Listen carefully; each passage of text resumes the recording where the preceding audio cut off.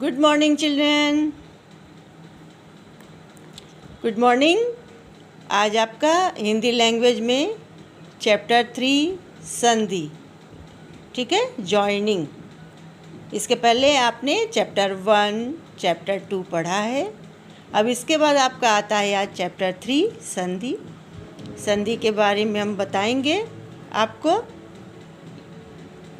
सबसे पहले हम बताएंगे कि संधि का अर्थ क्या होता है। संधि का अर्थ होता है मेल, ठीक है। संधि का अर्थ क्या होता है? मेल। जब दो वर्ण पास पास आ जाते हैं तब उनके मेल से जो परिवर्तन आता है उसे संधि कहते हैं।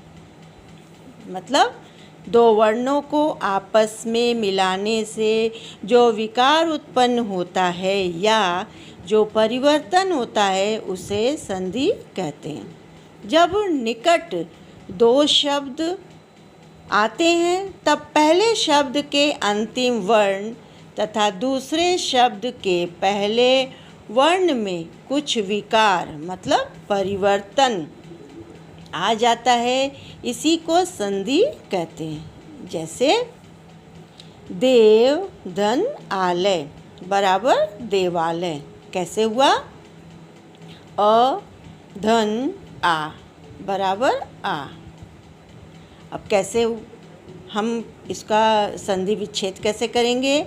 जैसे मान लीजिए हमें लिखना है महेश, ठीक है, तो महाधन ईश बराबर महेश।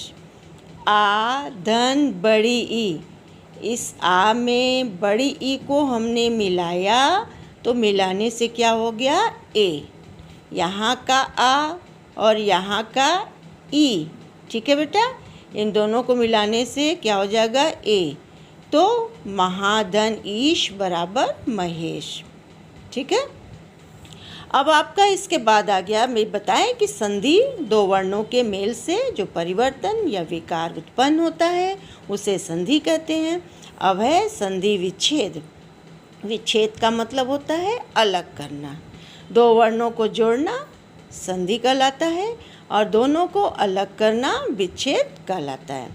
संधि से बने शब्द को पुनः पूर्व स्थिति में लाना संधि विच्छेद कहलाता है। अर्थात जब कोई भी शब्द बना हो, जैसे मान लो ये नरेंद्र, इसको जब हम अलग अलग करेंगे तो ये अलग करने की प्रक्रिया ही विच्छेद कहलाती है।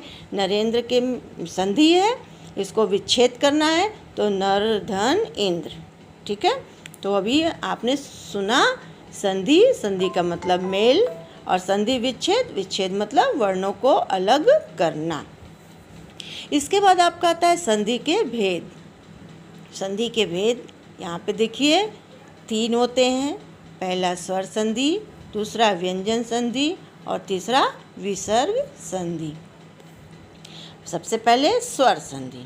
तो अब स्वर संधि क्या होता है ये हम आपको बताएंगे। इसके भी पहले आप सुनिए कि स्वर संधि के कितने उपभेद होते हैं। फिर से देखिए बेटा, संधि के भेद 3, स्वर संधि, व्यंजन संधि और विसर्ग संधि।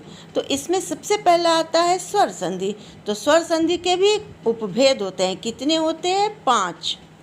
कौन कौन से हैं? दीर्घ संधि, गुण संधि, वृद्धि संधि, यड़ संधि और अयादि संधि, ठीक है। तो ये 5 हमारे स्वर संधि के उपभेद हो गए। अब है यहाँ पे स्वर संधि किसे कहते हैं? दो स्वरों के मेल से जो विकार उत्पन्न होता है उसे स्वर संधि कहते हैं। दो स्वरों के मेल से जो विकार उत्पन्न होता है उसे स्वर संधि कहते हैं। जैसे नर धन इंद्र। अब नर क्या आ रहा है? हमने आपको बताया था कि व्यंजन जब हम बोलते हैं तो उसके बाद हमारा स्वर आता है। नर आ रहा है, ठीक है। अब इंद्र, यहाँ पे ई आ रहा है, तो अ धन ई, इन दोनों को जोड़ने से क्या हो गया? ए। तो नरेंद्र का जब हम संधि विच्छेद करेंगे तो क्या हो जाएगा? नर धन इंद्र, ठीक है। अब इसके बाद आपका जो हमने बताया कि स्वर संधि के 5 उपभेद हैं, तो 5 उपभेद में सबसे पहला कौन सा है? दीर्घ संधि। दीर्घ संधि क्या है? जब ह्रस्व या दीर्घ स्वर के बाद ह्रस्व या दीर्घ स्वर आए तब दोनों के मेल से दीर्घ स्वर संधि हो जाता है। फिर से देखिए, जब ह्रस्व या दीर्घ स्वर के बाद ह्रस्व या दीर्घ स्वर आए तब दोनों के मेल से दीर्घ स्वर हो जाता है। जैसे अ धन अ बराबर आ। कृष्ण धन अवतार, यहाँ का और यहाँ का आ दोनों जोड़ के आ हो गया। ठीक है, यहाँ पे ये मात्रा लग गई है आ की, दोनों को जोड़ने से हो गया कृष्णावतार।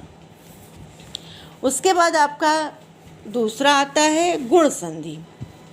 गुण संधि क्या है? देखिए, अ या आ के बाद छोटी ई बड़ी ई आए तो दोनों मिलकर ए